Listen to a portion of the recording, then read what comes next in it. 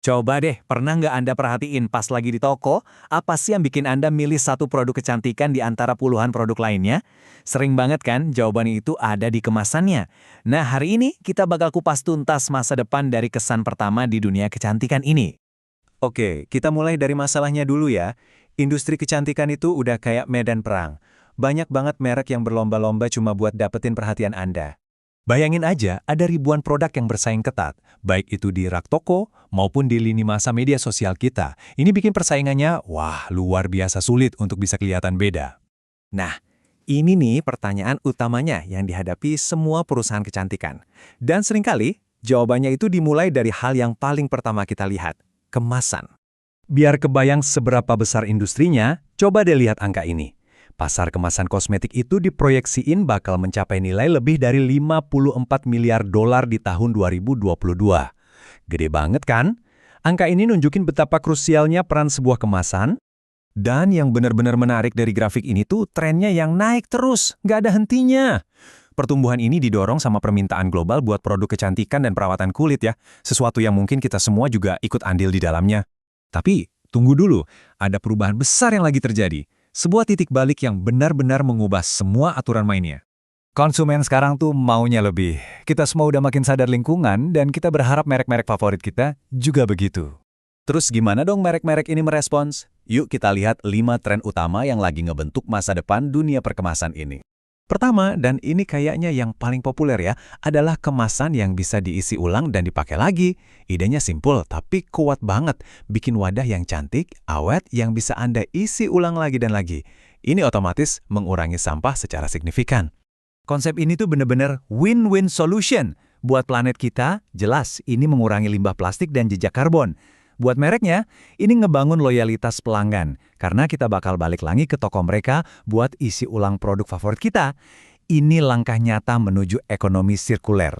Selanjutnya, tren kedua ini tentang bahan-bahan yang, dirancang buat menghilang begitu saja. Contohnya kayak bambu, kertas, atau bahkan kemasan yang dibuat dari jamur. Intinya di sini adalah kita beralih dari bahan yang awet ratusan tahun ke bahan yang bisa kembali ke alam. Ini nggak cuma ngehindarin proses daur ulang yang kadang rumit, tapi juga jadi daya tarik kuat buat konsumen yang peduli sama isu zero waste. Oke, tren nomor 3. Ini semua tentang memberi kehidupan kedua. Kita ngomongin soal material daur ulang, atau yang kerennya disebut post-consumer recycle, ya PCR. Artinya, ya ngambil sampah plastik yang udah ada, terus diubah jadi kemasan kosmetik yang baru. Nah, pendekatan ini langsung hajar masalah polusi plastik. Dengan make lagi plastik yang udah ada, kita mencegah sampah-sampah itu berakhir di TPA atau lautan. Plus, ini juga hemat energi loh dibanding bikin plastik baru dari nol. Tren keempat ini soal filosofi less is more. Intinya, buang semua yang nggak penting dari sebuah kemasan. Jadi ini bukan cuma soal tampilan yang bersih dan modern ya. Kemasan yang lebih sedikit itu artinya bahan yang dipakai juga lebih sedikit. Ini motong biaya produksi sekaligus emisi karbon dari pengiriman. Keren kan? Ramah lingkungan sekaligus ramah di kantong.